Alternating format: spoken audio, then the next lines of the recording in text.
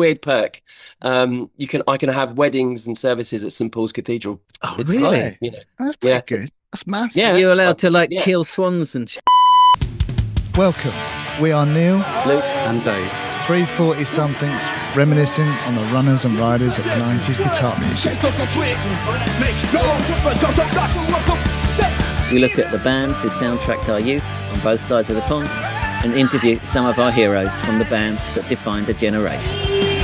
You'll hear about the good, the bad and the ugly of 90s guitar music. This podcast is Stupid and Contagious. Episode 123 of the Stupid and Contagious podcast. Later on, we're chatting to Alex Boucher MBE. He's back on. He's got an exciting project to tell us about. That's coming up a bit later on. I have actually been up to lots this week, but I'll let you guys start. Dave, what's been going on in the sleepy barrack? Christmas, isn't it? Santa. Well, not a lot's been going on, I'm afraid. But I've been involved in a poker project. Right. We actually, they hired a Twitch streamer last night, so I was up till like 2, following this Twitch streamer playing our poker game. I have no idea what Twitch is. I've heard about it, but I don't know what it is. It's a Oh, youth man, thing. it's It's a kid. The youth use it, don't they? Yeah, video games streaming. Yeah. Maybe you don't know what that is. I didn't. Video game streaming. Yeah, people Of course. like sit there watching other people play video games, and they Yeah. spend You sound hours like and three hours old and men. hours doing it. No, everyone knows what that is. Come on. Yeah, Luke's What do you pretending mean? he knows what Twitch is. Of course I do. Everyone does. He does. Fucking Twitch. Twitch my Of arse. course I do. I mean, no thanks. And how did it go down? How did the poker game go down with the Twitch streamer? Well, given that she was probably paid quite a lot of money to play it, she did a good job. And Yeah, were there were only a few people bucks. watching the stream and commenting and shit like that? Yeah. I think she started off with 2,000 people, but by the end there were hardly anyone left. Yeah, we can go live now. We're on TikTok. We're allowed to go live. Just saying. We are Go live. Right. This is live. Luke, what's been going on in J-Town? Oh, tsunami, wasn't it? Well, the first I knew about it was your message when I woke up in the morning. So I appreciate Good that. job I But, warned you then, wasn't it? Good job I warned you to Thanks, get man. high ground. I did. No, well, yeah, I think it was pretty bad up north. We were. I didn't even feel the earthquake down here this time. So, yeah. But I think I was with your sister No and- joking matter up there. So, I was around your mum's house with Amy and Jake, and so I heard. Yeah, And I your spoke to my mum, sister and yesterday. that's- Yeah. we were worried about you. So I messaged, and then you Appreciate it. didn't reply. So we assumed you were all right. Okay. Yeah. Yeah. No. Okay. In Which is Tokyo. probably the wrong way to. We probably should have assumed you weren't all right. But we Yeah. Why didn't. didn't you just call me? Yeah. If you were that worried. No news is good news. That's what we thought. No, not when someone's missing. Don't you live in a massive tower block? No, I live in it's only like 2 stories. I live I've in always imagined a you to be low-level like apartment building. 100 floors up. No, I'm in a low-level Like in the apartment building. clouds. I mean, there are plenty of those. Not too many around here, but yeah. No, I'm in well, it's depending on how you count it. It's 2 or 3 stories in my apartment. Well, it's either 2 or 3. It's complicated. It kind of goes down, Is it? and it's kind of yeah, it is a bit. Okay. Do you still Are you live underground? in Toadstool? I do live in Toadstool. Doesn't sound anything like Tokyo. No, Not not even Tokyo. close. I know you. No, that the suburb you used to live in was called Toadstool, wasn't it? Oh, Toda. There you go. Yeah. No, that was in Saitama. That wasn't in Tokyo. No, I'm not in Toadstool anymore. No. I've got music stuff to talk about. Loads of it. Go on in. Tell us. So Thursday, I went to see The Cure at the Depot in Lewis Cinema. Songs of a Lost World. They had the gig they did it last year for the release of the album. They played it in its entirety. It's 3 hours long. 3 hours Wow. long. 30 songs, old, new. They played the album in from start to finish, and then they did like a best of. I did like 30 songs. How did you stay awake through that? I didn't. Yeah. I had a snooze. How many times did you go for a wee? I didn't. I was all right. I'd managed the whole lot. Oh, really? That's impressive. Yeah, I had one before because I knew that, I'd get it all out. And then I didn't really drink much. But I did have a bit of a snooze. Yeah, rightly so. But it was great, though. It was great, though. Really good. Different way to watch it, sitting there in a comfy seat with a bag of wine gums. New experience. Huh. But then, Sounds so good. I've never been to a cinema gig before, and it bloody never rains, but it pours, does it? I went to see Senseless Things on Saturday night at the Curzon. It looked amazing, man. In Soho, yeah. I nearly didn't go, I know. I nearly didn't go. You're trying to palm your ticket off, and then you're glad Well, you did, eh? to work out a way to get there from here. It's and back again because I had to work the next day. So, but I did it. I managed it, and I'm really glad I went. It was brilliant. It was really good. Because the difference between the Cure So one... they had the concert and then like a Q&A afterwards, is that right? Yeah, so they had the gig on the screen, and then afterwards, they had a chat with Cass, Ben and Morgan afterwards. It was good. It was really good, right? A really good atmosphere. People spoke to me, which was nice. I saw Austin, friend of the podcast. Ah, well, I spoke to him he said on Friday for the end of the year episode. He just slagged you off, basically. That fucker! I thought we were mates. What a bastard! Didn't. I met the boys, Lee and the boys from Driving on the Right. They sponsored the podcast not long ago. Met them. It was nice to meet them. Said hello to Ben from the Senseless Things. He said that it's a lovely podcast. All positive things about the podcast. Actually, one of the guys from Driving on the South was quite honest. He said, "When Driving on the South, you're getting mixed up with the Second Coming." Last week, Driving on the Right. Yeah.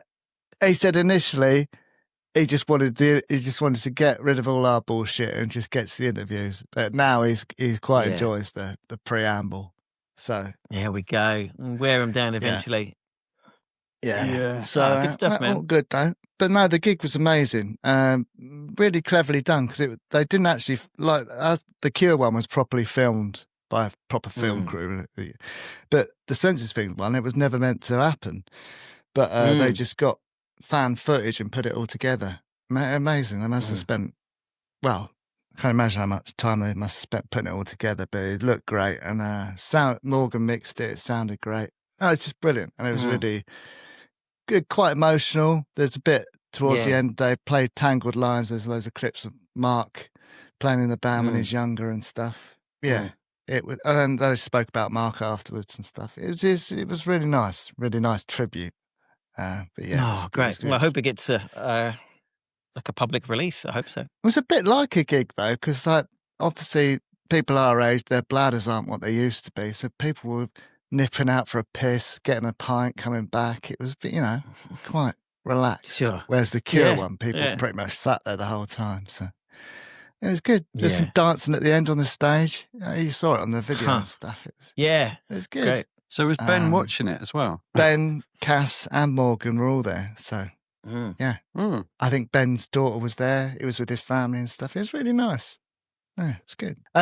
Jim Bob was there. Man. Saw Jim Bob. Oh, wow. Didn't say hello, but I saw him.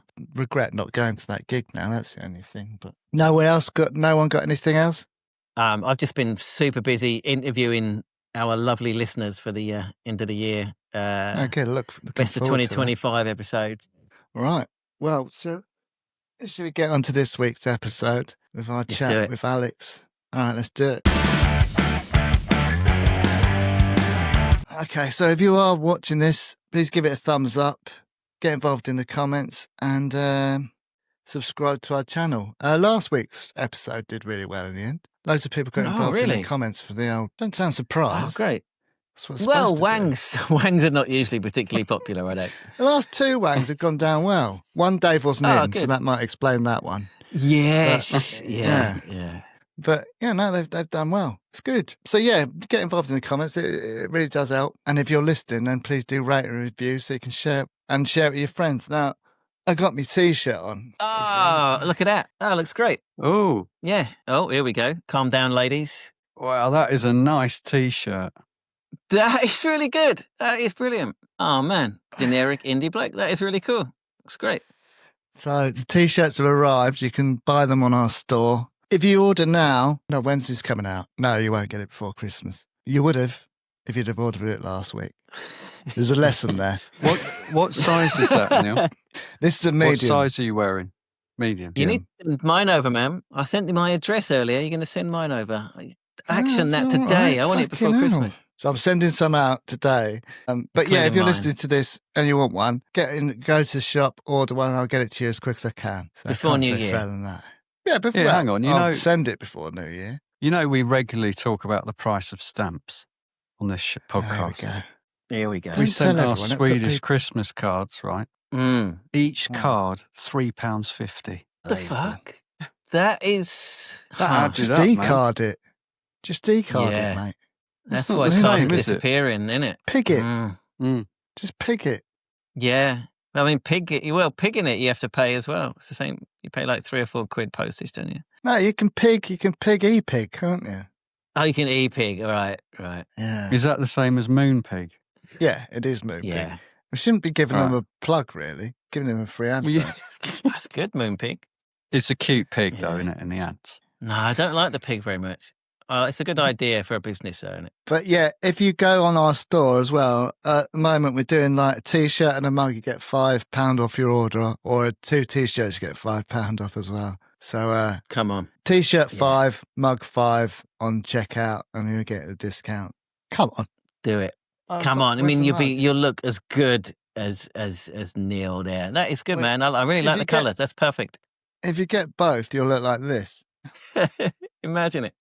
Living the dream. Come on. You too. But obviously, and if you're a girl, generic indie girl, well, you Yeah. can buy the bloke one if you want. It's up to you, completely up to you.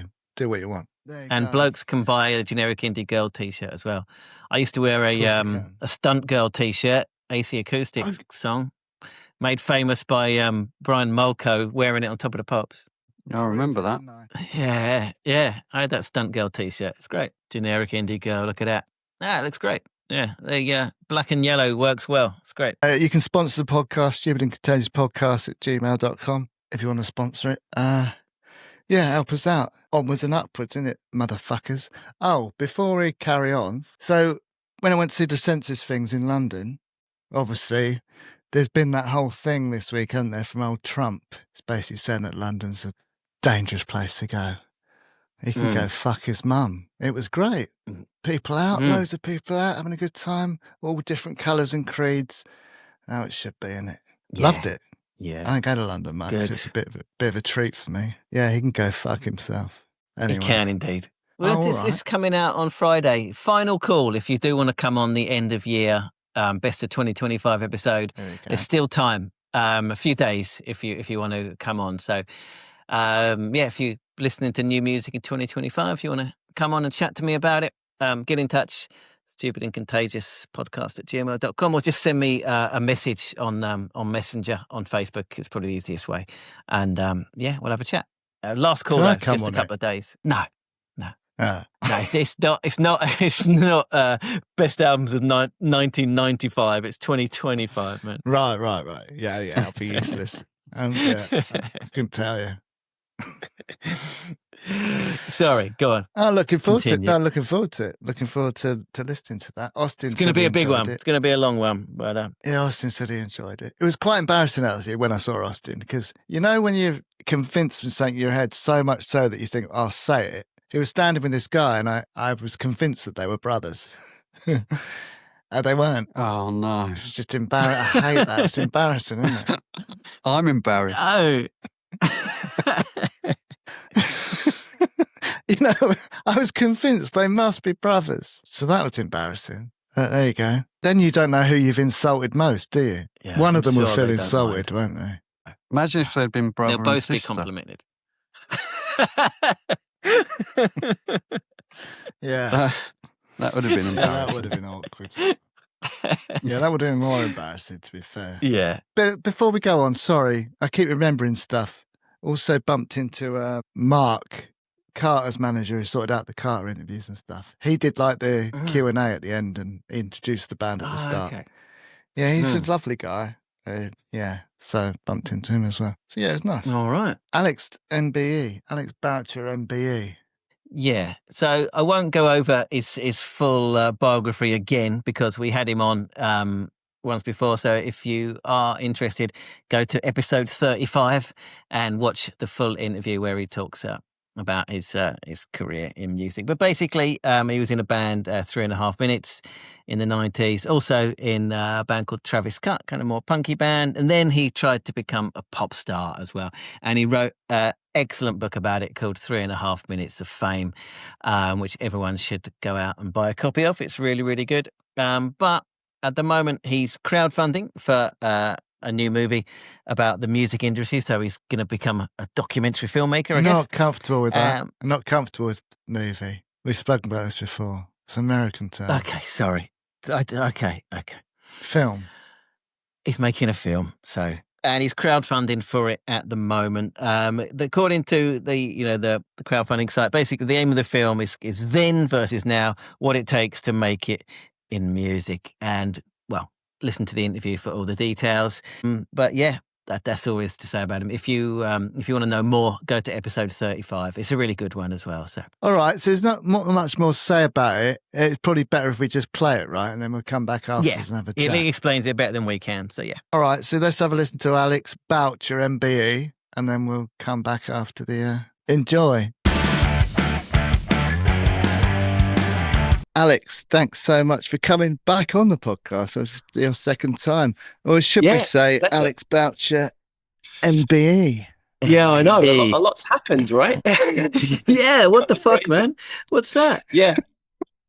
Well, my day job is in video games, and long story short, I do a lot of sort of grassroots things for people in video games development up and down the country. And some very nice people put my name forward a couple of years ago. And then I just got this random letter from the Cabinet Office in April with lots of very long words, important words. And then, I've got an MBE. So it's kind of nuts, but it helps, opens doors, which is nice. Does it really? Is that true? Yeah. I don't know why, but yeah, even if it's just handling something with my kids at school or something, I get replies straight away. Right. Fast track. Yeah. Oh, man, and also one perk. There's a weird perk. I can have weddings and services at St Paul's Cathedral. Oh, really? That's pretty good. That's massive. Yeah, you're allowed to kill swans and shit. I was thinking, shall I just book a slot? And just do something random like that, or just, get a band to play or something. Yeah. Put a gig on, I was going to say. Yeah, book St Paul's, and we'll get some bands on. We'll do like a little Q&A. Yeah. We'll just get the most insane grindcore band you can find. Oh God, St Paul's Cathedral. Or like get Chatpal or someone, Luke. That. Just get those guys. Yeah, something tells me it's probably booked up for the next decade anyway, right? It's probably not going to be an easy thing, but yeah, it's quite fun. So did you have to go? Did you have to go up to see the King and all that sort of stuff? It's going to happen. Yeah, it hasn't happened yet. It will be next year now, apparently. So I don't know who's going to be on shift that day, but yeah, someone. Right. Princess Anne or the King or Prince William will be there to do the honours. The old sword. No, that's not. I don't get the sword. Nice. That's only if you're David Beckham or Gary Oldman. Yeah, it's only if you get a CBE. The sword comes out. That's only right. That's the next one. Is it? Yeah, I'm just beginning. You're on your way. Yeah, I've got. I'm just beginner level with the MBE, so we'll see. Oh, that's amazing, though, man! Congratulations, that's brilliant. Thank you. Yeah. I'm still trying to process it, but yeah, it's all good. It's great. It's fun. Yeah. Sure. Before we get on to the reason you came here, you just said you went to see My Bloody Valentine this week. How was it? I did. Yeah, loud, which is what they're known for. The last time I saw them was, I think, 2014. They played at the Roundhouse, and this time they were at Wembley Arena. But it was great. But my God, so loud. Yeah. It was epic though. It was really good. They had a couple of false starts here and there. They probably blew the speaker a few times, but yeah, it was really good. It was great. Part of live music, isn't it? That's interesting. when they announced it, everyone was like, "Oh, it's going to be so shit. It's such a like really boring venue, and you can't recreate the atmosphere and that kind of shed and stuff." But they seem to have proved the doubt was wrong, right? Yeah. No, I mean the light show's really good. I think that just the atmos was great. I was stood back a bit, but there was plenty of people down the front getting into it, and yeah, it was just a really good night. And they played a So, lot of the tracks you wanted to hear, so it was good. yeah. Did Yeah, you say Wembley Arena? yeah, Yeah, because yeah. you know the Wembley history Arena. about Wembley Arena. It's basically it's an old swimming pool. That's why it's like it is. Yeah, the sort of the white kind of Yeah, but sort of that if you sort of thing. Yeah, underneath that floor, they've still got part of the original pool. Apparently, it's all sort of have they? still down there. That's amazing. Apparently so. Apparently That's so. awesome. Yeah, Yeah, it's just a big sort of greenhouse, isn't it? I've seen some random acts there. Like when I was a kid, my parents took me to see Gloria Estefan and the Miami Sound Machine Oh, there. I love Gloria Estefan. Yeah, And then I saw Tears for It's Fears all right. there. Tears for yeah. Fears on the Seeds of Love tour, which was insane. And then Mm, the last gig I was there was Placebo with Archie Bronson outfit supporting. mm, And Oh, great. Placebo were beset by technical problems. It was Right. just a terrible gig because they had, awful sound and kept starting and stopping, and Bromog had to apologize many times, and mm. it was pretty Right. bad. But no, like, it was a great gig on Tuesday, and I spotted Mickey Berenyi and Oh, Rachel Goswell. Yeah, I saw So a post about it. Yeah. a lot of the legends were there in Yeah. attendance, which was nice. Yeah. yeah. So as an MBE, do you get to go in like the VIP bit or No. I mean, I did get to you go. should use that? I was on the guest list, but and I got given this orange wristband, which I think might have got me backstage or something. But no, I was just there with an old schoolmate, so we just kept it real and just sort Right. of watched it and just yeah. But oh my God, so glad I wore the earplugs. I mean, you could just feel Yeah. you Oh could mate, feel you've it. got to these I looked days. amazing. Listener Matt Jammy sent a video, and Oh he yeah, was there, Mm. and it just looked incredible. This the pink, the whole lighting, and just looked amazing. yeah. Well, I think what they did, like whenever they played something from Loveless, they went full on pink with the lights and stuff. So you really felt Mhm. like you Mm. were just like in the album Inside cover. the album cover, Yeah, yeah, it yeah. was like me drawn in. But yeah, it was awesome. It was really good. Are Yeah, I there mean, soon is my favorite tracks, and they played that, and everyone went yeah, wild. It was so good. Mm, great, any great. young people there at all, or is it all sort of our age? Yes, yeah, which is encouraging. Yeah, there are lots of young people there Yeah, actually. good. Yeah, it was a good mixed bag. I think it was some people obviously brought their sort of teenage 20 something kids, but there were Mm. a lot of people on their own in groups and stuff. It was great, and it was the That's same. good. It was the same at Lambrini Girls last week. I was at Lambrini Mm, Girls gig, and I thought I'm going to be the oldest guy there. It's going to be a tad Yeah, yeah. embarrassing and a bit awkward. mm. But no, there was like people there older than me and younger than me, and just all Mm. ages, all getting into it, which was really nice to see. So Oh, yeah, brilliant. encouraging. Yeah. How were they live? I mean, the album's incredible. How did they come off Oh, live? that was so good. Yeah, Yeah. really, really good. Yeah, they really get the crowd going, and they sort of, try and get them to separate and do the whole wall of death and run at each other. And What? she crowd surfed. You literally got everyone to sort of catch her, and she she went up to the balcony, and I thought she was going to jump, but she just went up to the balcony and just tried to get the widest pit ever. It was awesome. It was really good. And then Oh, she brought brilliant. Peaches on, brought Peaches Oh, on wow. for one of the songs, which I probably shouldn't name on this podcast, which is at the end Uh, of the album. I'll name it. It's called Cuntology 101. Okay. It's, So yeah, so it's they amazing. We don't. We're fine. It's fine. but yeah, so Are they you brought wearing a Peaches Neds on for that. t-shirt though? I am, yes, Neds, yeah. Neds t-shirt with a cardigan, so you're representing sort of Grebo I am. and grunge all at the same time. Exactly. Yeah, I did look at my t-shirt drawer for this podcast thinking, what should I wear today? So yeah, it took me Yeah, a no, while, you but look I went good. with the Nets one. Good Yeah. choice. It's a good choice. Mm. Yeah.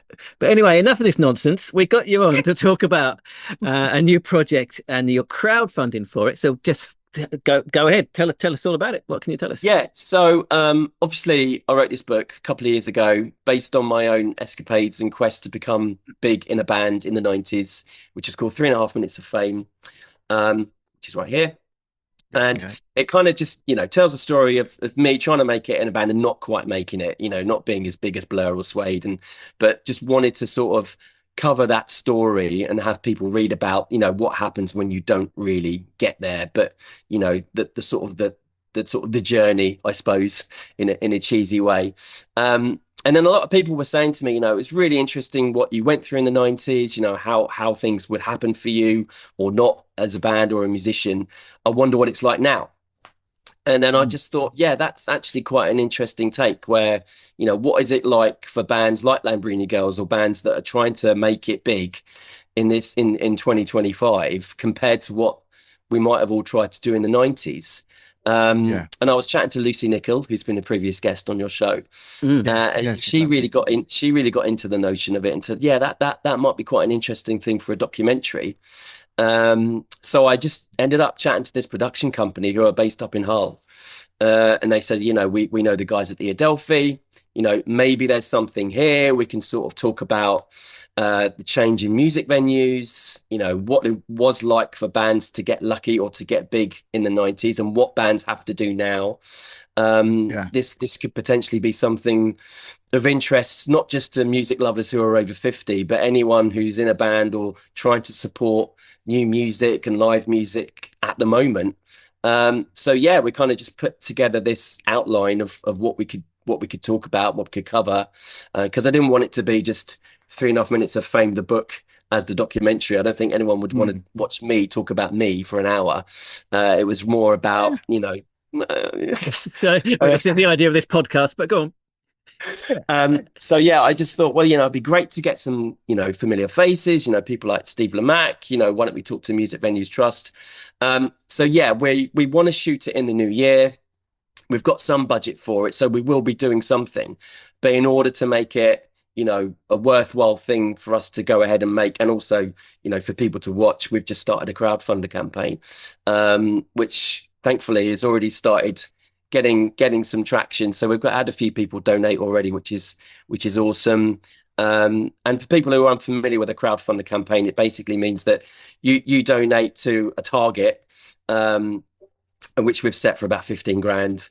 Because if you think about locations and cameras and crew and contributors, it all starts to add up. But if you donate, you can choose a package. So for some people, if they wanted to send us a few quid, you'll get a copy of the signed book. We'll send you some rushes from the documentary. You might even get on a sort of a call with us to discuss the production, or even be on camera. We'll get you involved in the documentary like fully fledged. So hopefully it will resonate with anyone who's still misses the 90s and wants us to sort of cover what's happened or what happened in the 90s, but also has definitely got their foot in, new music and wants to sort of see what's going on with bands trying to make it right now and what that looks like. So that's it in a nutshell. That's incredible. That's really cool because I think Luke's a bit like I'm very much I'm stuck in the 90s basically, but Luke. I'm very happy. I'm very happy with it. Yeah, but Luke is very much he's loves all the 90s stuff, but he's also very on the pulse of new music as well. So it's kind of bridging that gap, isn't it? It's interesting. I think it would. Yeah, like I say, it would be interesting for people who were going to gigs in the 90s, but I thought, well, it'd be just a really good opportunity to widen that audience. And then, for people, it could even potentially be even a manual for any sort of 19, 20-year-olds who are just starting out in a band, for them to watch, something like this and think, actually, I'm getting some tangible takeaways from this. I think this is good stuff. So we do want to speak and have on camera like new bands as well. We've got a few people lined up from back in the day, but we definitely want to speak to anyone who's young and trying to make it, in a band at the moment. Yeah, I think that was the idea with the podcast as well. At some point, we'd like to sort of get some younger bands on that perhaps sort of back to the 90s a little bit, but we'd obviously need to keep it on brand a little bit. But yeah, sure. We've spoken about that in the past, speaking to younger bands and stuff, haven't you? Yeah. Well, I think there's so many bands out there that are being influenced by 90s music, right? I bought the new record from a band called Soul Blind, who are US based, and I sent that to Neil. I sent that to you a couple of weeks ago. I sent you the link for that. Yeah, Neil. Yeah, I mean, don't know if I've had a listen yet, but if you It's good, close right? your eyes, close It's your eyes. Alice in Chains. It's Alice in Chains. It's Yeah. Oh totally no, Alice in Chains. I did listen to it. Yeah, it's brilliant. Yeah.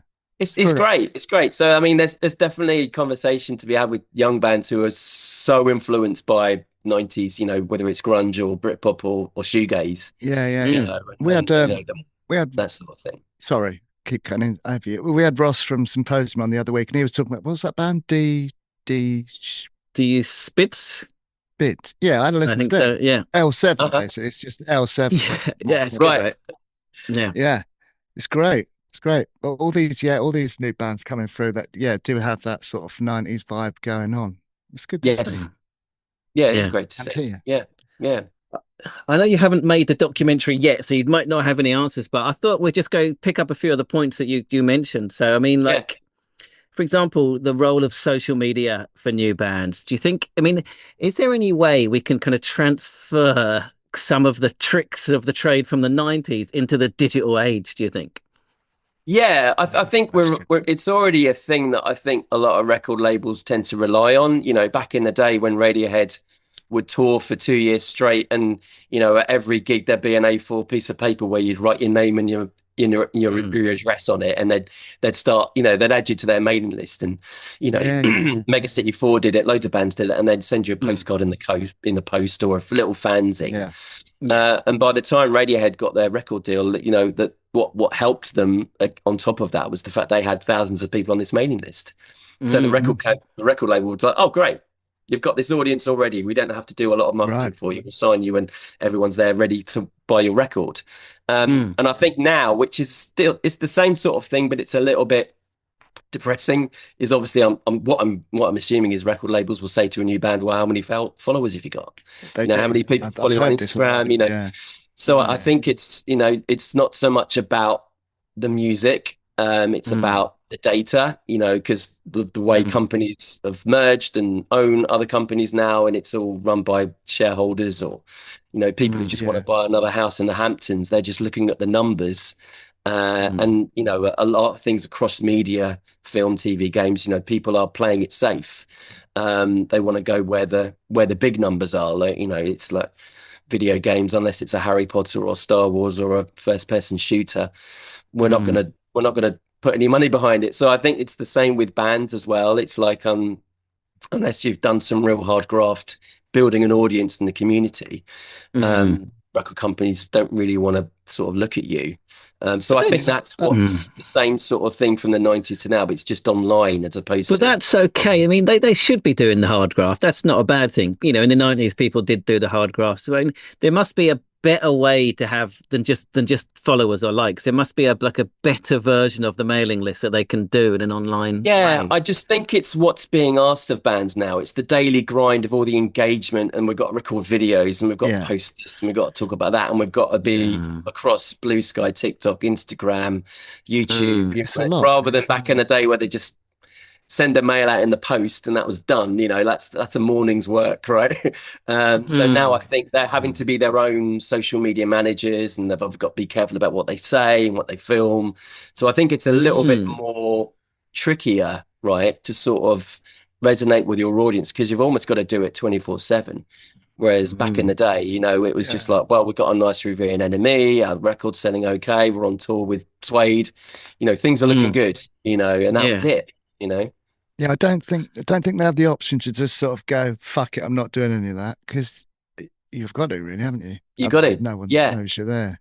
yeah. Unless there's going to be a sort of a cultural pushback on people just wanting to spend less time on their phones and wanting to get back to nature and touching grass and doing more tangible Don't know if things. Yeah, that's going to happen, I right? don't think it's Yeah. going to happen. So I think, bands, yeah, like you say, they're sort of shackled to Mm. screens and stuff when they're not, well, actually, when they are touring, when they're not touring, when they're doing anything, even in the studio or Yeah. just, pissing around at home. Yeah, they've got to create content, which is, um, I guess a bit of a bind for some people because I'm not sure all Yeah. bands or band members want to be in front of the camera, right? there's No. Yeah. No. the front person's fine with it, but the drummer might not be.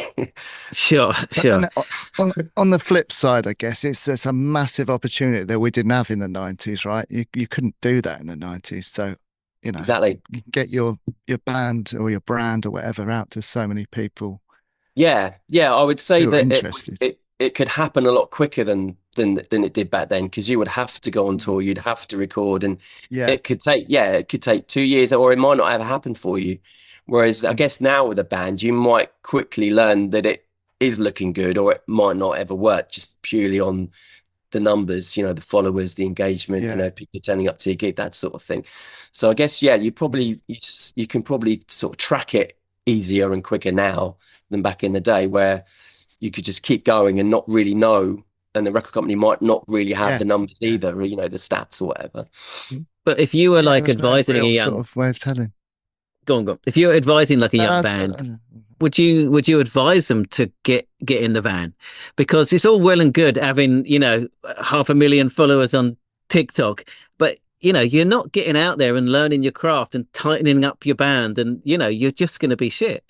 Oh, Because yeah. it was that grind that made the bands good back in the day. Or Just was it? absolutely. Or was it? I don't know. Eh? What's Just that? AI it. Just AI AI yourself, it. can't you? Yeah, yeah. I think it's a bit of both. I think back in the Mm, day that, we had all these trends, right? People were suddenly into grunge and then suddenly into Britpop mm, and we don't really have that anymore. There's not a wave of bands who all look and sound kind of similar that mm, everyone No. gets behind. There's not this mm, tribal sort of way of discovering bands and like discovering all these other bands around them because, you'd obviously have this record industry pile on as well going, oh, well, let's sign the next Nirvana and Yeah. sign the next Pulp. So I think, yeah, but when it comes down to it, yeah, you've got to be really good and you've got to have some really good songs. And the way to And that do it is sort of to stems from play and there. play and play and play and play Yeah, night you've after just got to night, right? tour and tour. But I think Mm, one difference again is the cost of everything, right? Because back in the day, felt No. there was a bit more of a balance in terms of what you could afford for the petrol to get to Brighton, and mm, Yeah. it's not going to cost the venue too much for a rider for a six-pack of beer. Whereas mm. now, it's way more expensive to do anything, and there's less music venues out there. So I think again, it's just Yeah. a much more challenging prospect for a young band who obviously are either got a job or not, but probably won't earn a great deal of money from the gig like you could back in the day when it's a little bit more Yeah. balanced. Tell you what Yeah. we need to get rid of straight away is venues taking a cut of like t-shirt sales and stuff. Yeah. That to me is just Oh, yeah. fucking madness. Yeah, I think. But the problem with venues is I read an article that Mark David from Music Venue Trust wrote is that back in the day, the trains were a lot more easier in terms of the Yeah. times. You could stay until 11 Huh. and you'd still get your last train home. Huh. Whereas Right. Yeah. now, for whatever reason, it's a lot different with train schedules and a lot and you've probably seen it. A lot of people will leave around 10, Mm. which then means the Yeah. venue is losing an hour's worth of drinking and people buying drinks and stuff, just so people can get home on time. Then why don't they adjust and have it earlier? Like gigs start super early in Japan. It's like 6 or 7 is Okay. normal. It's normal to start a gig. Yeah, that might be Can't they just that do could that? be an I think option. that's something that they should look at. Absolutely. Yeah, just so I everyone do. feels like they've seen the whole gig and they've not had to rush home before the encore, but also the venues managed to sort of, get that extra hour back of people buying drinks. Yeah. And then maybe That's they what won't have sold to is. sort of get the merch. Yeah. Yeah. We don't want to be there at 11 o'clock, do we? No. Oh We yeah, want to be God, out. yeah. Yeah. Yeah. I mean, I was doing the same on Tuesday night. I was just looking at my watch going, I'm enjoying it, My legs are but starting to go. yeah, so I think, and there's obviously this big sort of trend in day raves, people going to these clubs during the Yeah, day there at is. 2 o'clock and dancing Yeah, until that'd like be 7 or 9 p.m. Mm. Yeah, I don't Look, know I if went to like see that. the John Spencer gig, whatever, a few weeks ago. So that door, I think doors opened at 6. They were on stage at 7, and they did 90 minutes, and Mm, it was over by 8:30. Yeah, wow. perfect. Yeah, okay. Yeah, Perfect. good. It was Yeah, just great. It was great. And I went out for an extra beer after, went home, went to bed, got up for work. Yeah, It's yeah. perfect. Yeah. Everyone wins. Yeah, yeah. I like that. Yeah, so maybe Maybe they should venues look at will look that. at that. Yeah, Yeah, yeah, definitely. I So think. what do you think? What's been the impact of the venues closing? If there's just fewer venues, I mean, what's the impact of that? Well, I think you don't have that local sort of hub for creative Yeah. types, musicians. A place that if you're a music lover, could call your local. I grew Mm. up near the Square in Harlow, and even when I wasn't playing at that at the venue, I'd go along, and again, it's the cost, right? Tickets were like £4, £3. And you'd go in and like you'd see everyone, a familiar face, that sort of thing. So I think they're so important just having this local music because you can support local talent. And if it's a well-known established venue, you'd have the visiting bands, that were on tour, stop at your city or town as well. So I think, it's just another challenge faced by venues who have obviously got, stupid rent to sort of cover. And if they don't make it, they close down, and then, for want of an excuse, Sunderland is now without a local music venue, Yeah, exactly. And that's how little subcultures start, isn't it? Do you know what I mean? Exactly. All these little music subcultures, they start in these little communities like the Grebo scene and all that started around. Yeah. I mean, if it's like, 3.5 minutes really only made their sort of cut their teeth really by playing numerous gigs at the Square in Harlow and the Army and Navy Club in Chelmsford, both of which are gone. And if those didn't exist at the time, then 3.5 minutes probably wouldn't have. I mean, we were able to go into London quite a lot because, Bishop Stortford's only 26 miles north of London. So it was an easy thing to just drive in and out and play at places like the Camden Falcon and the Laurel Tree and Dublin Castle and all these places. But, the Bull and Gate in Kentish Town is gone. There's a lot that just aren't there anymore. So it's a lot more restrictive for up and coming bands. And there's now this sort of weird, I think it used to be there back in the day where, if you were to play a gig, the promoters or the venue would expect you to bring your audience. They would say promote it, bring a bus along, stuff like that. But I think that's probably even more important now as well, for bands to sort of almost guarantee that they're going to bring 100 people with them. But again, do you think, is it because they're getting their audience online? Their audience is kind of disparate, right? So they're not in that local area. They're anywhere in the world, possibly, right? Exactly. If you're building the audience online, so you don't have that close connection where people can just come and see you, right? And you can't really take advantage of that until you get to a certain level where either you as a band or your record company can afford to send moving around. It's like, oh shit, we're really like Editors, for instance. They are massive in Belgium. They're huge in Belgium. They still fill out arenas. They are, they've just managed to get a big fan base who are loyal to Editors in Belgium. Randomly enough. So, they don't really play here that often or really release or promote music that often. But in Belgium, superstars. There you go. So I think, And they can be incubators of something else. Like we were talking to Jesse on the podcast recently about the Gilman Street in San Francisco and how that launched Green Day and Offspring and these like mega superstars just from this one club. It's I mean, it's still good to see, the Adelphi is still in Hull, and you've still got these sort of established venues like the Esquires in Bedford and stuff. But there weren't really ever many apart from the Camden Falcon, which came up with, was it the Camden Lurch? Do you remember the Camden Lurch? Which was some weird sort of dance move. Camden Crawl, no, at the Camden Crawl. I think it was. I'll have a look back on the on the archive. But there wasn't really a sort of a venue that was well known for a certain type of band or music in the UK. I don't think it was all very diverse. You had the Devonshire Arms in Camden, which is where all the goths go. But apart from that, it was kind of like, you would just go around and they'd all have the same sort of bands, but it would be different bands every night, right? It'd be great. My barometer on live music venues is the Albert in Brighton. If that ever goes, then I think I'm just Yeah, definitely. Yeah, I mean, I've played there actually, and it's a great thing. Yeah, that's amazing. I love it. I love it. It's really good there. Yeah. So it's just trying to keep them alive, keep them going, and whatever they can do to try and. I mean, Music Venues Trust is great, and we're talking to them about hopefully getting involved in the documentary. But I think I think music venues along with music streaming is probably what I'm gonna, because with most documentaries, until you start filming, you don't really know what's going to come out of it, until you start having conversations. It's sort of, it makes itself in a weird way because of your interviews and the people you have on, like this, on board. But I think, I think the biggest challenge with probably, I think social media to a degree, but venues and music streaming, I think, is probably going to be Yeah. what's the biggest sort of blocker for bands to make it I mean, big. well, let's talk about that then. So, music streaming. I Yeah, mean, let's talk about how it. much has it fucked the industry, basically? A lot.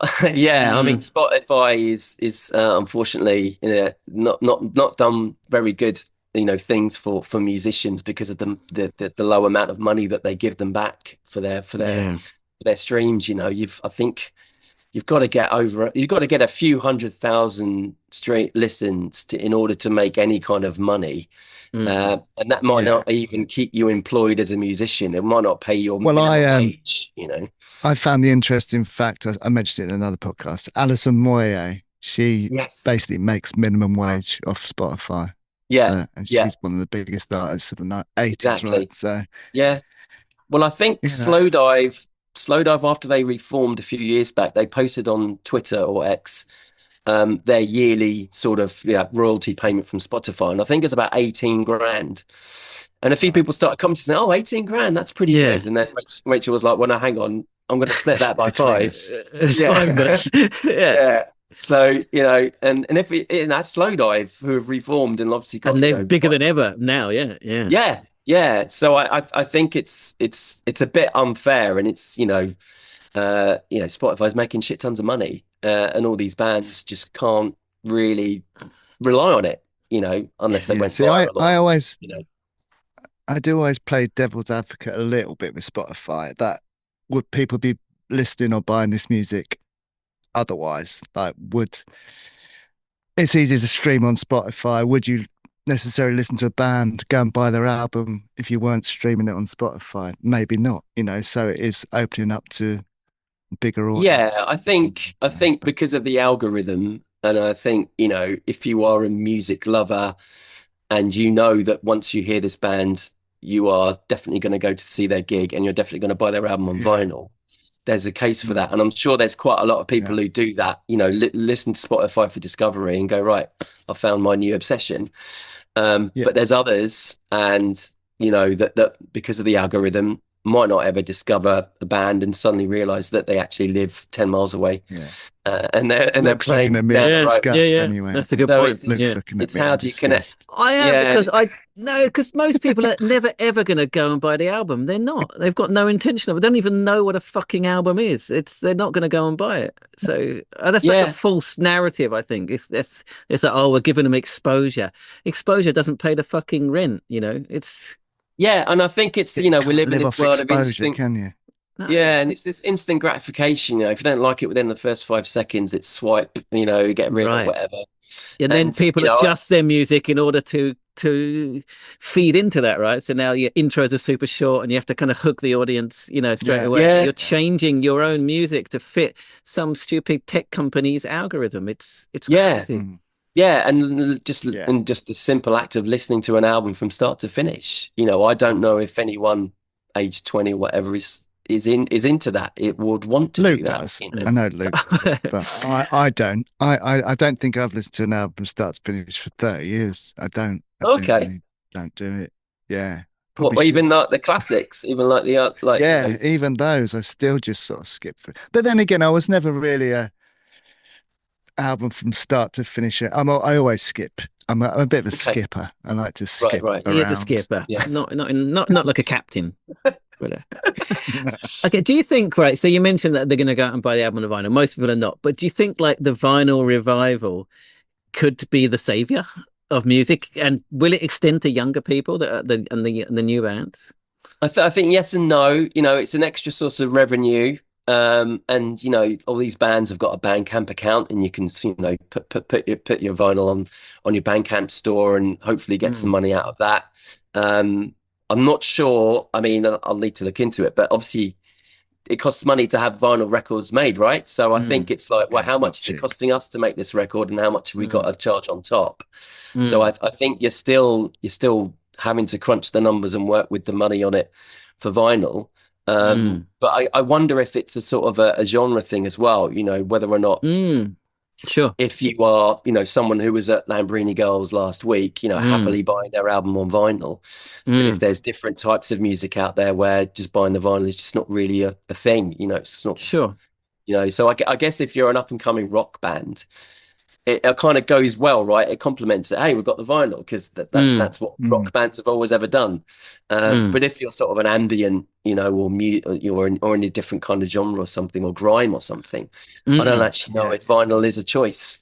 So it's hard to sort of track that sort of thing. But I've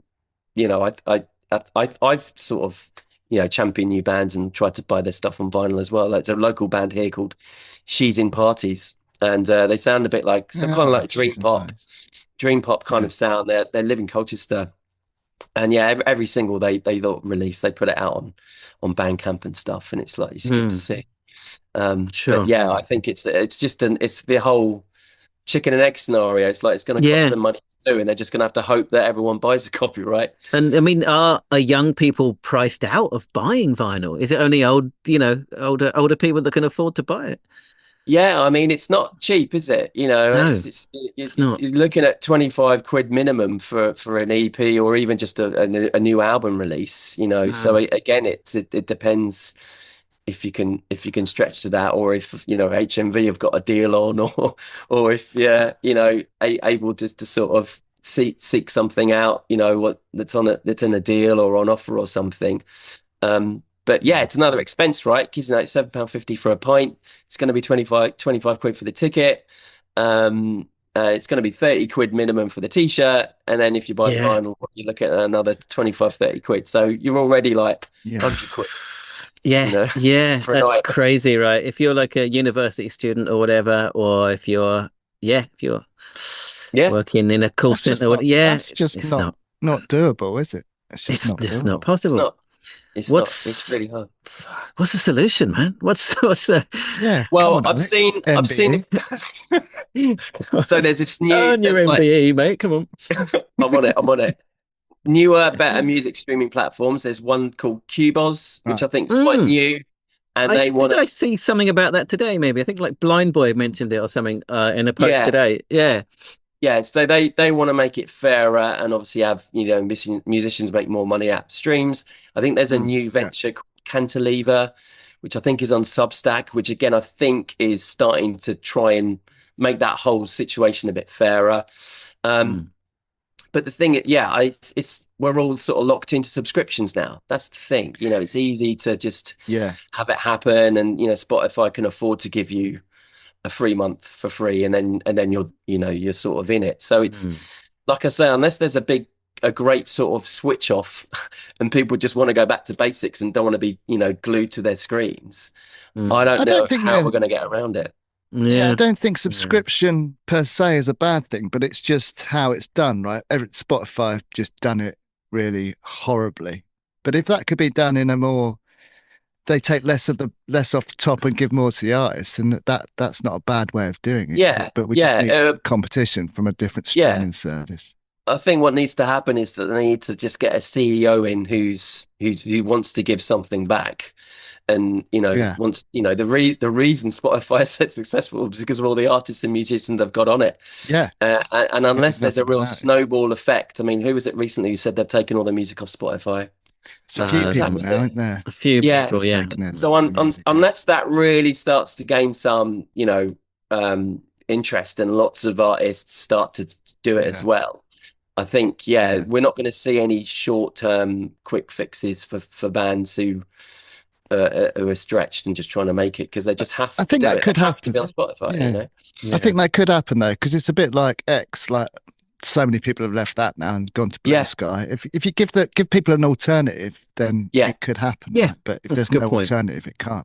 That's right. Yeah, so it might be that Qboz or some music streaming platform, something like that. I mean, I know of people who are working on this kind of app that's a bit more MySpace / Spotify / games, where it's like you've got your own little avatar and you've got your own little room, like a virtual room, and you can showcase your record collection. And if you play certain games within the app, then it unlocks credits for free streaming, stuff like that. So I think because of that, that being a generational thing where lots of people play games on their phones but also listen to music, it's kind of like combining that and going, okay, well, what if you played games but you got to listen to music for free without having to pay for it?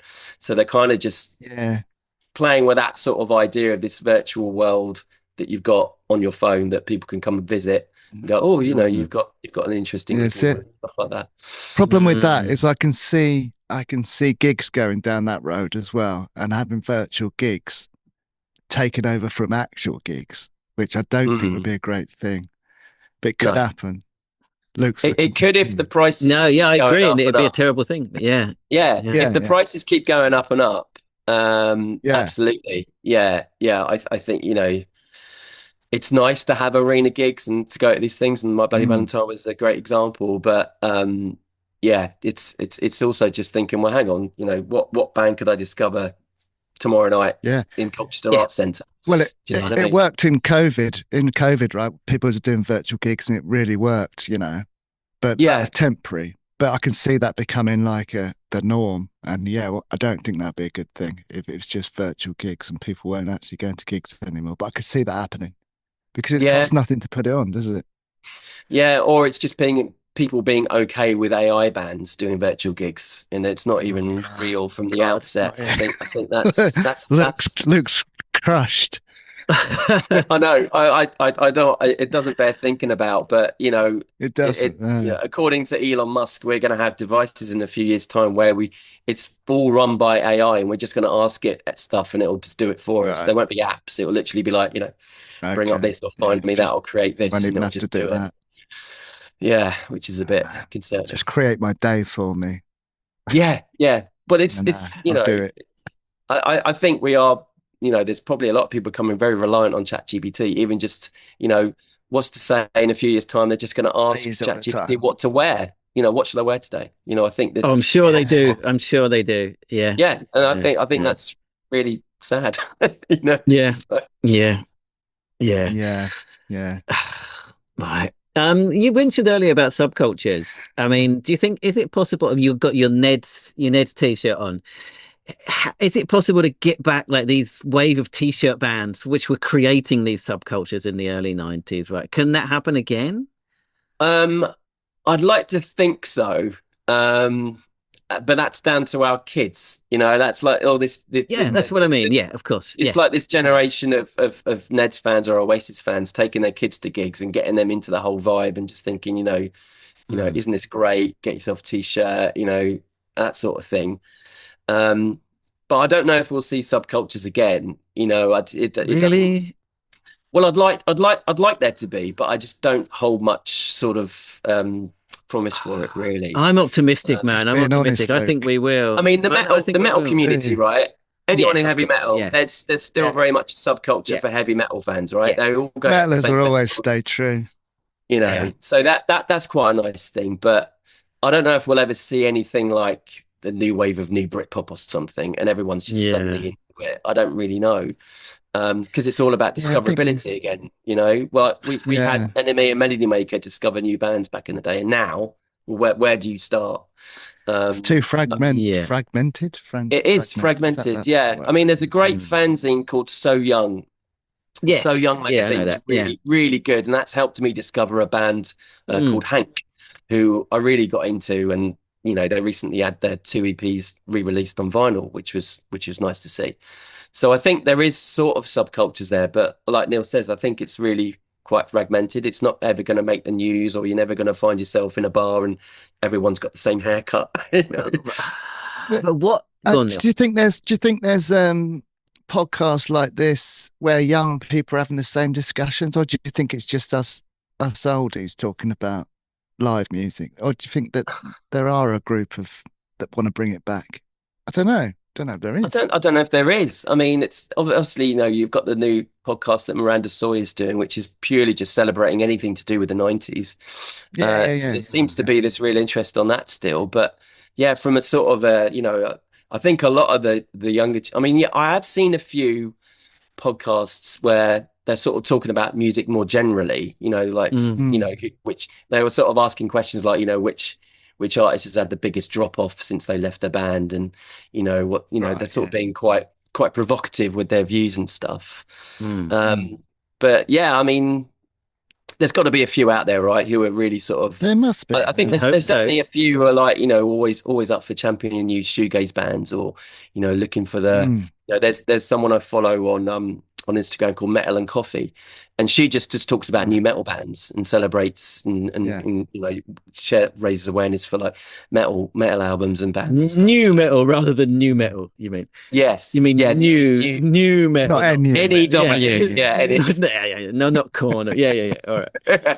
But I mean, I think it's just going to take just one band to break through. Like Oasis did basically. A lot of people weren't really listening to music and stuff. Oasis came through. Suddenly, everyone had a Liam haircut and was walking like an idiot. I mean, I think just one band is all it takes. Do you think so? And if so, who might it be? Is there anyone that's a candidate?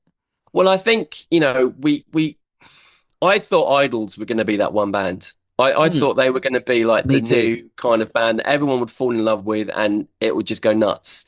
And there'd be this I did really this big, really badly thought out post about how they were the new Nirvana. So, they come from a small town. no, it's They not. broke out on Yeah. their second album. Anyway, Yeah. it was very badly thought through, but it didn't happen, right? yeah. I mean, they're an incredible live band, but they're just because of their values and their views. I guess that was just too divisive. And I think back in the day, you didn't really. Mhm. Obviously, like you say, Oasis just walked with a swagger and, drank cans of Stella and just acted like a rock and roll band and didn't give a shit. Mm.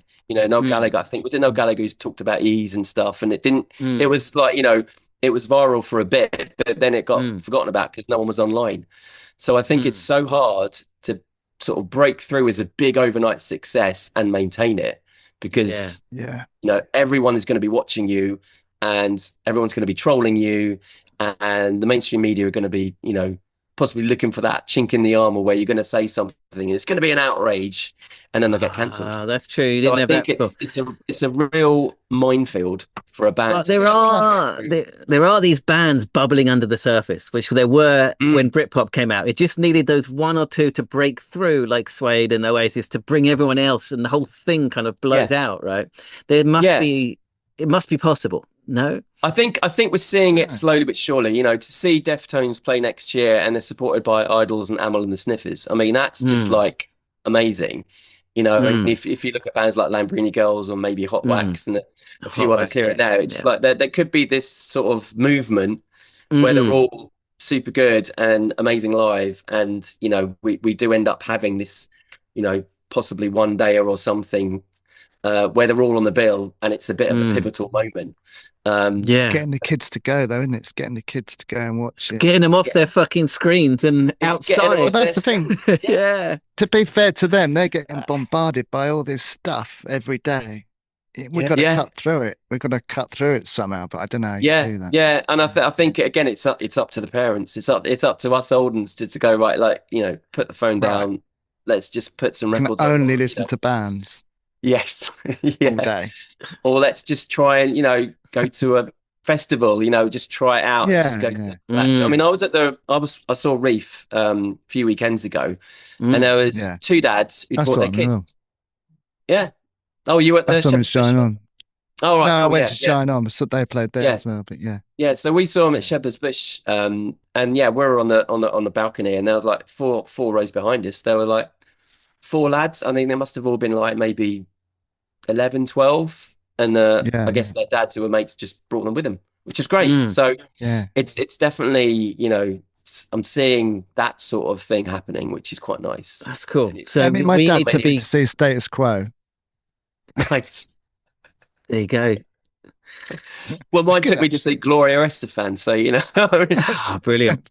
Yeah, So, but exactly. So that's it. We need to be buying our kids guitars and giving them record players and giving them like concert tickets for their birthday and shit like that, right? Yeah, I think so. I that's think so. Or just surreptitiously just, changing their algorithm on their phones by listening to AC/DC for a couple of hours and then, leaving it, putting it back where they found it. And maybe that's it, and they don't even introduced them to realise. stuff, Yeah. But I think, again, but it's also just like, I don't know, watching old school films as well and like being influenced by that sort of thing, like Lost Boys and things like that, where you just like that feels like that you're watching something of its time.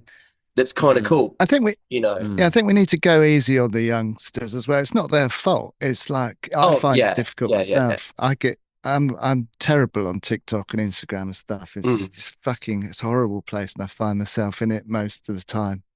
Yeah, I think because it's, you know, draws you in, difficult. and you know it's Yeah, hard just to move off it because it's designed yeah. to suck all Oh, the it's a time drug. out of It's a you, you drug, know. isn't it? It's a drug. Yeah. But but a lot of them are watching YouTube and stuff, and they're watching videos, they're watching music on YouTube, they're watching music Yeah. on TikTok. They're interested in music.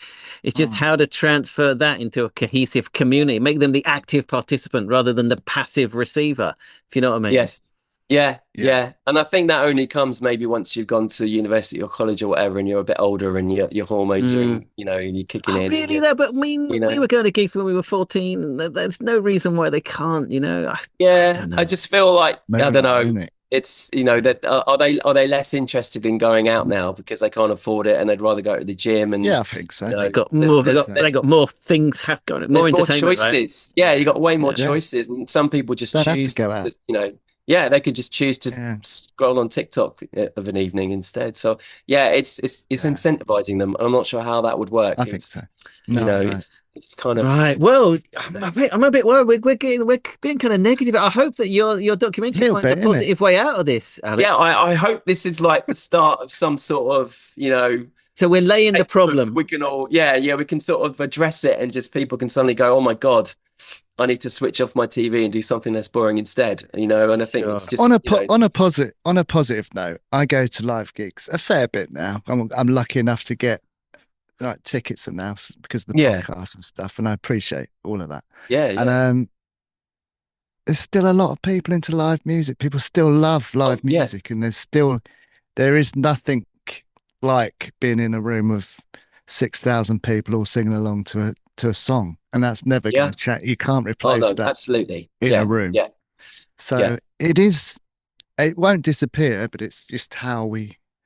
Yeah, and I think, you know, I don't Yeah. want the documentary to be this bleak kind of, you know, Yeah, dystopian, that's you what know, I mean. We it's want that all positive doom and spin on it. gloom. Yeah. Yeah, we definitely want to show, you know, the sort of the new talent that's around, and, you know, the hunger and the appetite for them to try and succeed. And you know, we Yeah. definitely want to focus on who's doing good things at the moment and interesting things like Music Venue Trust, all these new music streaming Yeah. apps. We definitely want to shine a spotlight Point on the those way that are forward, trying to make basically. a difference. Yeah, Yeah, at the end of the day, you know. music's still part of the fabric of society. It always will be. Oh yeah, It's absolutely. just something that everyone can get into, and that'll never change. AI can't get rid of that altogether. No way. It'll Yeah. try. We must fight it. Yes, absolutely. Yeah. I mean, I don't mind it doing the dishes and the laundry, but you know, No. don't start Exactly. writing Yeah. my music. I'm all right with doing stuff that I want it to do, but just Not don't the fuck creative up stuff. everything. Do you know what I mean? Yeah, definitely. All right, Matt. Well, you've kept you quite a while. We're going to ask you an alternative version of our usual final question. Oh, are we? Oh, okay. We are, Okay. Neil. Right. Okay. Yes. So, if you could be in any contemporary band, which band would you like to be in, and why? Oh, it's a great question. Contemporary band. I think, well, there's a really cool band called Deaf Heaven who, they're kind of known for being black metal, but they've kind of dipped their toe in shoegaze and that more ethereal kind of sound. And I've seen them twice live, and I'm seeing them again tomorrow night, and they are incredible live. And I just think that's the kind of band I'd probably want to be in today, and they put their heart and soul into it. I mean, and the lead singer George is just incredible, and he's really well read as well. He talks a lot about poetry and books and art and stuff. So it kind of feels like they're not just a bunch of, you know, just musicians who are just, you know, doing it. They're like really into it on a lot of levels. So if there was any band I'd like to be in at the moment, it'd probably be Deaf Heaven. Oh, that's a great That's answer. interesting, actually, because it's just caught me going off on another tangent now. If we lose music, we lose like one of the last sort of arts that's still around, and some great poets in music, right? And we don't want to lose all of that. Absolutely, yeah. And that was what was so encouraging to see, the fact that he's into all of that stuff as well. He's not just someone who goes on stage and screams and that's all that ever is. It's like there's something behind it. So yeah, I think it would probably be Def Heaven. It's a great answer. Yeah. All right. Well, we'll put a link in the comments, of course. But once more, do you want to tell the listeners how they can support you and everything like that? Yes. Well, you can obviously try and follow. You can follow me on like Facebook and Instagram, Blue Sky, Threads. I've also created a new account, which is 3.5 minutes film, which is on Instagram and Threads. So yeah, seek us out on there. The actual project itself is on crowdfunder.co.uk. So I'm sure if you just typed in 3.5 minutes of fame, it would hopefully crop up. And yeah, that's going to be live for the next few months. You know, we're going to try and reach our target early in the new year. Come on, let's do this. So yeah, I mean, kids. It's a couple of pints of beer. So hopefully, if you can, forgo those and donate 20 odd quid or something, that'll just make such a difference to us. So that'd be really grand. It's the future of music at stake here. So yes, come on. There's lots at stake here, guys. This is the game changer. Make it happen. Yeah, this is it. All right, that's brilliant. Thanks a lot, Alex. We'll leave it there. Thanks, guys. Thanks so much. Yeah, brilliant. Thanks for having me. For coming on. There we go, Alex. Dave, do you remember Alex from last time? Of course, Did you watch I fucking do. All right. Of course, I remember him. Chill out. No, he also came on the Best of 2024 episode, and I interviewed him yesterday as well for the Best of 2025. So he's regular. Yes, I remember liking his recommendations for last year. Yes, that's right. Yeah. Yeah, I mean, I enjoyed listening to the interview, but it was quite a different one, really, because more of a chat, really, wasn't it? And some of the subjects we've covered before a little bit. I guess it's quite interesting to get into Spotify and the social media stuff. Yeah, I don't have anything much to add to it, really. Like I normally do, I normally have so much. Yeah, you normally got piles of notes. Well, no, you do like to talk about Spotify a lot, don't you? Yeah, it is tricky. It's sort of one of those things I know is wrong, but it's so convenient. Yeah, I think like Amazon as well. I know it's wrong, but I buy stuff on it every week. Spotify's a difficult. I think we just need to change. We've spoken about it loads, but we just need to change the actual model and make sure that it's fair for artists. Just fucking pay people properly. Basically, don't fuck people over. Yeah, I mean they can still make a profit, but they don't have to take all the money. Exactly. And, but yeah, like you said, that Q Boss, I've been reading good stuff about that lately. So we just need a competitor, right? If a competitor comes in and makes them up their game, then it should help. Have you had a look at it? Needed. No, I haven't. No, have you? No, I haven't. But unless you've got like a critical mass of music on there, it's hard, isn't it, to get anywhere? To make any money, somewhere. But the artists don't even get a say in it anymore, really, do they? It mostly goes through the record companies and then they decide. Yeah. And they're not even paid the same, right? Are they? The bigger you are, the more you get per play. That's the sick part it's not even a level. Yeah, should be the opposite, right? It's funny, isn't it, that? I always think this, because like people who get stupidly famous, they never have to pay for anything, do they? Should be the other way around. They get free shit all the time. Yeah. But they got the money to pay for it. Yeah. It doesn't work, does it? Everyone else should get free shit all the time, and they should pay for everything. But I don't think that's going to happen. No, I mean, you're right. Yeah. You're right. Funny, isn't it? It's not funny.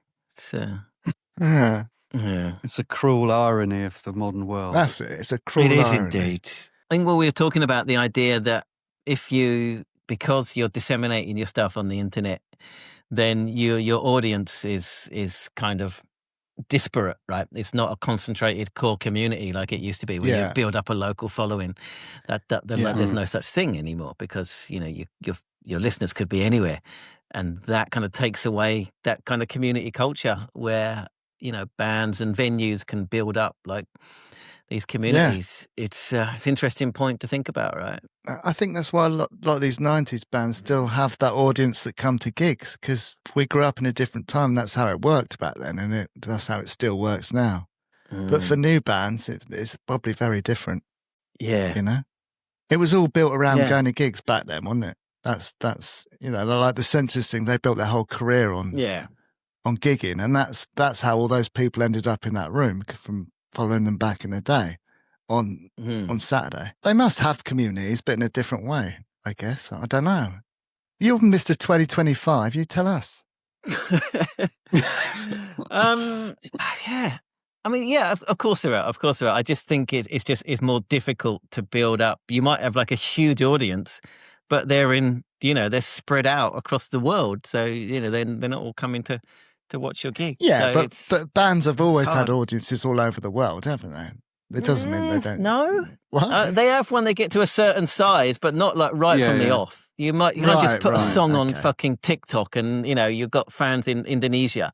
That didn't happen in the past, So Right, yeah, that's true. So I don't know how you can turn that, it's no point in even having fans if you can't turn it into... people, I don't know. Kids don't go out because they don't have to. Like, that's the other thing, isn't it? Well, when Alex broke that down, like £100 basically for a gig ticket, a pint, a T-shirt, and buy an album at the merch store, and you're £100 down. It's not far off. That is mad. That is mad. Not far off. But I'm always going on about money and stuff. But just to counter that, it actually isn't as bad as you think. My son, who's going to uni, he's paying like £130 a week for halls. And that sounds ridiculous. A week? Yeah. But then if you're his age, you get a job, you're going to get like 10, 11, 12 pounds an hour. And that is, when I was his age, I got £250 to £350 an hour. So it's not as ridiculous as it just feels a lot, right? So what I'm saying is I'm not convinced that's the problem, is the cost. I don't think that's the only problem. I think it's part of the problem. It doesn't stop people going to gigs, does it? Because, people do still go to gigs. So if he does like 2 5-hour shifts on a weekend, that's him sorted for that gig, right? That imaginary gig that costs you £100 if he can earn that in a weekend. Right. Yeah, that's fair. I don't think you can go out and get blood out as easy as we could, No. You can get a pint, maybe. You ain't going to have 20 like I used to have. Do you know what I mean? Yeah. But that multiplies, doesn't it, every few years, and you had a couple. When you're recalling it. I wouldn't be able to do 20 pints, even back then. We've talked about this. It's not even a hypothetical worth pursuing. Yeah, I don't know. You don't have to go out anymore, do you? You can entertain yourself quite easily at home now. But like you said, you went to that thing on Saturday. There's something different about it, isn't there? About being in that crowd of people. Yeah, there is. No, I'm not saying it's the right thing to do. I'm saying you can, and you can do it in a community by talking to people online, right? So you can still do all that. Like we're doing this. You could back in the day. You could stay in and play computer games. You could stay in and watch, your VHS of, but not talk to other people. Video cross on, at the same but it's time. not the same as going to the gig, Not talking to other people at the same time, though. What does that mean? Well, you could sit and play a game on your own, but you couldn't go sit and chat to someone else while you're doing it. You don't have to go out to talk to people anymore, do you? Why are you looking at me confused? No, I don't understand the connection with gigs. I thought we were talking about going to gigs. Wait, I'm just saying in general, you can still socialise with people even without going out. Do you know what I mean? How is it possible to speak to someone if you're not in the same room as them? We're doing it now. I know I was doing like a comedy, like Wayne's World pause. Sorry. Do you know what I mean? You don't have to sit there on your own. You can still be with other people at home. But it's not the same as going to a no, of course it's not. Gig, is it? No, and what's funny about that Senseless Things thing at the cinema is Cass and Morgan. Morgan mixed all the audio and stuff, and Cass he'd really sort of put the whole film together and stuff. He was quite invested in it, and he kept trying to get the cinema to put because obviously there's only so much that the cinema speakers can do. It's not a gig, is it? So he kept trying to push it, and the bloke was like, "We've never had it this loud in here before." He's like, "That's good. That's good. My job is done." That's cool. Yeah, it was good. Yeah. It was interesting what he was saying about, train times earlier. But like I said in the interview, they should definitely adopt the Japanese style early starts. Earlier gigs. Start at 7. Well, Yeah. the Senseless no Things need film. to start at 9. It's crazy. Senseless Things film started at 6, which was perfect. 6 o'clock. Yeah. It was the film was done by half 7. Q&A was finished by 8:30. And then they went to the bar afterwards. Now, I could only hang around for a bit because I had to get a train, but otherwise I'd have, then they got an hour and a half in the bar afterwards, just chatting. Perfect. Yeah. It's Do just, it like that. I don't understand why they're so late. Yeah. So it's changing. Yeah, then. and I think, well, that's because we're all old. That was I a guess they cinema, thought. wasn't it? It wasn't a gig. But sure. But yeah, young people, I don't think young people are that bothered about going out late anymore either, are they? I don't know why we were all so obsessed with going out so late. What was that all about? It's just what you did, wasn't it? Yeah, but why? When you think about it now, why? No one knows. No one knows. No one knows. No. There's no reason for it. Everything feels like a complete mystery. Yeah. All of this. We've all This been is what duped. Alex is getting to the bottom of. No one knows. No one knows why we went out late. What was that? But we did, yeah. So after the pub closed, you'd wait until you'd get chucked out, basically, right? Then you'd be at the kebab And then that shop. wasn't enough. You So still then it'd had be to like stay out. midnight. People don't want the night to end, is it? But that's the thing, isn't it? People don't want the night to Yeah, end. which is understandable, right? You're having a good time. You want to But you keep it go going. to the gig you know? first, can't you? And then go and do other stuff afterwards. Go and listen to the house DJs and stuff, can't you? Yeah, Mm. yeah, That's the thing about alcohol, right? You can keep going yeah. for a long time. Not just the Yeah. alcohol and the rest, If you're sober, you get a bit tired, don't you, by 11? And bored. Yeah. Yeah. Yes. Isn't this the truth of it? It's not true. 90s I'm telling you culture now. is just So Neil hasn't completely drank for dependent how on many alcohol. years? As a So go on, sober, Neil. as a sober person, it really, I don't think that's true. You weren't out till 3, were you? You do get tired, Oh, but then but you everyone gets never a bit know when tired. to fucking stop anyway. Oh, isn't that true, Dave? He never knows. Look at the episode number we're on. Exactly. He's always the one that just keeps going on and on, way past there's anything interesting to fucking talk about. There's a lot. I think there's a lot of sober young people these days as well, and they still go out and enjoy themselves. Well, Don't then that's think even it's a more bigger- reason to start the gig early, right? You know. Yeah, I if, agree. I'm not disagreeing with the early start times. I think that's the way forward. Well, that's it. We've solved it. Alex doesn't need to do all his right. thing anymore. Simple as that. Okay, call it off. But yeah, I suspect the same problems that bands had back in the day, bands have probably got now, which is getting people Like to what? come and watch you, isn't it? Which is getting people to come and watch. That's what any band wants, isn't it? It was hard then, it's probably hard now, but at least then you had people that just went to gigs anyway. But then did we ever do Again, that? I don't know this if we is ever back did to this that. community thing that Alex was talking about, the what's it called, the square in Harlow, where he said you did just go out to gigs. You just I don't turned think up we and ever did thought it that, was though, there, did you we? know? We didn't ever do that, I don't think. I think I did that You when I did, was didn't you? living in Bristol. I did quite Yeah, a you lot. might I'd just have go done. and see what was on. I'd kind of recognise the name. I'd go and just go have a look. I think I Oh. used to do that at like the Louisiana when I lived in Bristol. Just go and see what was on, even if I didn't really know who they were. Getting people to come to your gig it's quite soul destroying from experience. So I mean, you used What to go and hand out experience? flyers and stuff around. Oh, don't make him say it.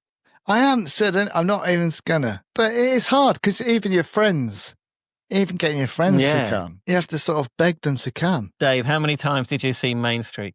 Don't think you did. None. Yeah, don't think Oh, you did. really? I think I saw them Did you twice. see 'em? Yeah, twice, Yeah, I think. Okay. Yeah, okay. Went up to London. Saw Yeah. Noel Gallagher. Yeah, Dave. Yeah, no, I came Gallagher down used to come see and you in watch. Bournemouth, but there was no gig on. Right. So you didn't come to see the gig. No, I came to see you. He purposely avoided it. He came on a weekend when you didn't have a gig. But it is hard. It is hard to get people to come to gigs, getting people out. It's probably even Yeah. harder now. Don't know why. Why is it hard? Why is it so hard? Like, But mate, get people to come. here's a possible truth, right? Most people don't enjoy gigs, and that's bullshit. You don't. and in the 90s, you had a lot of people going anyway, even though they didn't enjoy it. And now it's just more those that go and enjoy it, and those that don't are more comfortable without None going. of what you said made any sense. It doesn't make sense at all. He really thought he was being profound there, giving us a universal truth. What's the difference? between then and now. I think maybe people are better now at just doing what they want to do and not doing things they don't want to do. Why would they be? Why would they be? Yeah. I don't know. I just think our generation are just do stuff because others do it out of peer pressure or whatever. But now people have got their own integrity. Right. All right. So the No, 2025 version of me would have said, fuck, I'm not going all the way up to London to that gig at the Curtain. No, you and Luke are different. You love going to gigs and you always will go to gigs. Now Dave might be onto something here. Not for the reasons his ridiculous explanation said, but I think you might be right, because everyone constructs their own individual reality from social media, right? From their phone, basically. Everyone lives in their own individual reality that they construct from whatever apps or whatever people they follow on social media. So they're kind of cut off from each other.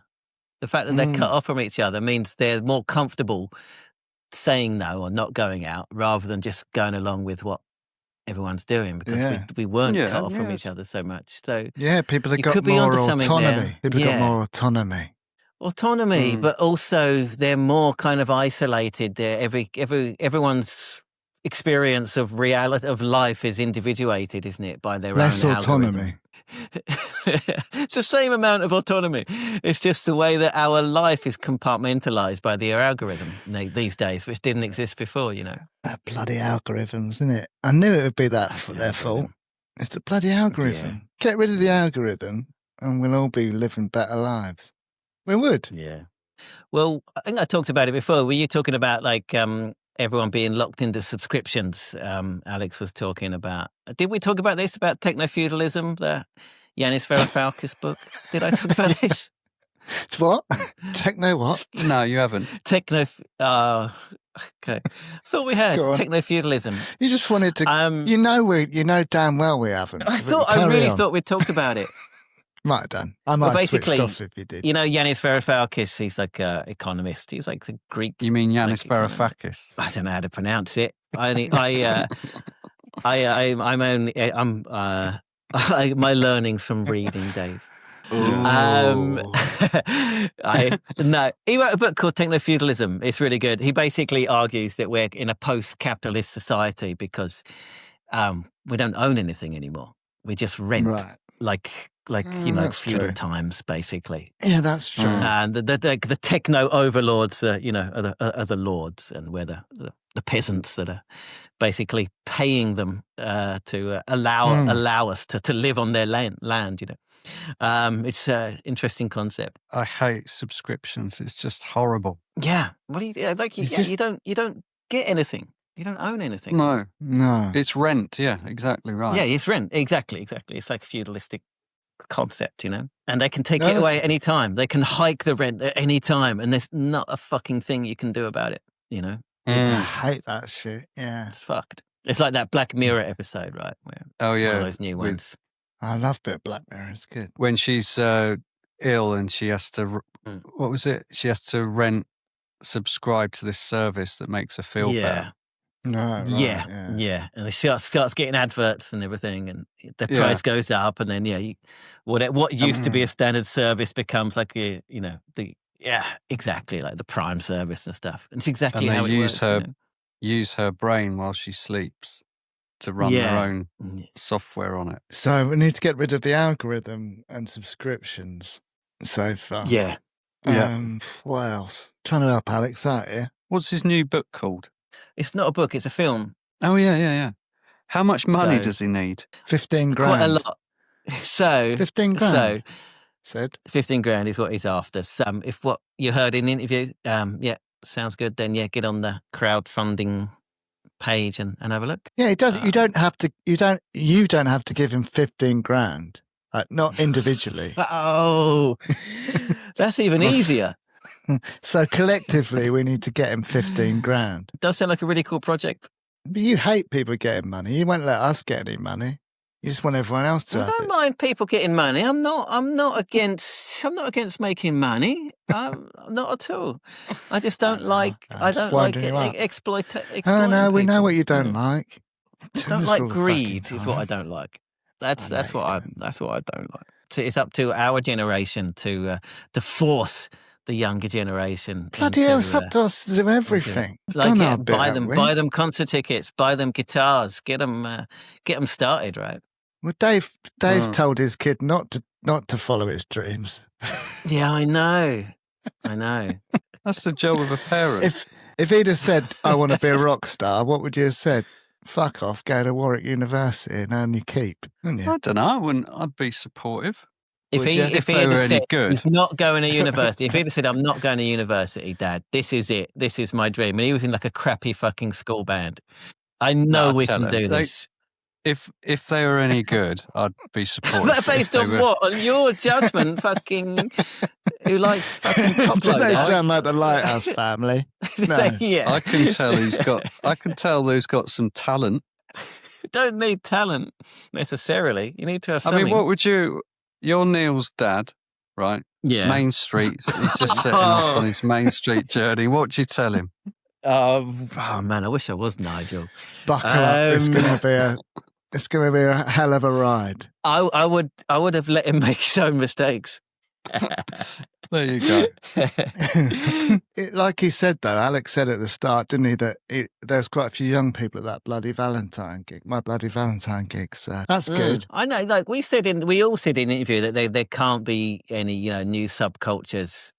But I think I disagree. I think there can and there will be. I do. Of course there will be. Well, we need one soon. Hasn't been one for bloody ages.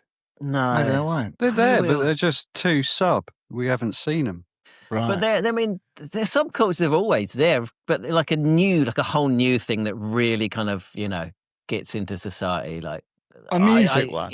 Like we had in the 90s. Yeah, a music one. Yeah. So a subculture that basically stops being a subculture and becomes a culture. Yeah. I think there will be. I'm not so sure, I think, like you say, I think everything's too fragmented. I don't know if it'll happen. I'm optimistic. I'm optimistic. Imagine the day when Trump has gone. Oh, that'd be nice, wouldn't it? Yeah, it won't be long. One day he'll be gone, and there'll be a time of rejoicing and optimism. I don't know if we've solved anything here, but we gave it our best. Yes, Alex, we have. So. We've solved it. Earlier gig times. Earlier gig times. That was our big. Get rid of algorithms. That's it. Yeah. Give Alex some money. We'll put a link to the crowdfunder. It sounds good though. You get stuff as well. You get stuff from Alex in return. It's a transaction. I'm excited to see. I think I got an email from him. I think they've already started. They're going to start filming in January or something. So I think they've started to get some money coming in. So be good. Get on it. Look forward to seeing it all come together. Right. So that's it for this episode. If you have enjoyed it, then please give it a thumbs up. Or if you haven't, give it a thumbs up. Get involved in the comments and subscribe to the channel. If you're listening, rate, review, share it with your friends. T-shirts, go to the store. Mugs, T-shirts, go to the store. Sponsor the podcast, Stupid and Contagious podcast at gmail.com. If you're new to the podcast, welcome aboard. So there is another episode with Alex, episode 35. It's a really good one. Have a listen to that. Often talk about the things that we covered today. So if this is the kind of thing you're interested in, dig into the archives and listen to us kind of blathering on about music and stuff. And I also make a Spotify mixtape for every episode. So a load of the stuff that Alex talked about in the interview, I'll make a mixtape for that. So give that a listen as well. All right. So that's it for episode 123. Next week, it's Dave's quiz. It's the big one. Episode 124. Here we go. Always the most popular episode of the year. It was good last year, wasn't it? It was rubbish the first year, and it was good last year, wasn't it? So let's hope it carries on that trajectory. I'll just do that quiz again. The first year. Well, we know the answers. Don't do that first year one ever again with the snooker balls. No. It didn't make any sense. We'd still be going now. if we've done that one. I really thought I had a good concept there. You didn't. Yeah, you live and learn. Let's see what we come up with this year. Look forward to it. Join us next week, episode 124 of the Stupid and Contagious podcast. See you in a minute.